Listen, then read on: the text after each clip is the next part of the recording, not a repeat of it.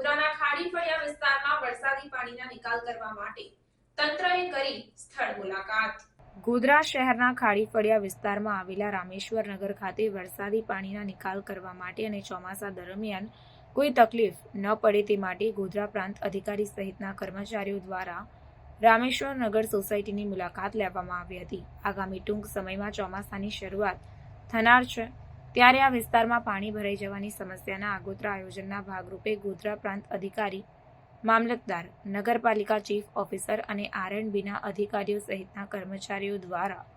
ગોધરા રામેશ્વર નગર વિસ્તારની મુલાકાત લઈ અને આગામી ચોમાસા દરમિયાન પાણી ભરાઈ જવાની સમસ્યા હલ કરવા માટે સમીક્ષા કરવામાં આવી હતી,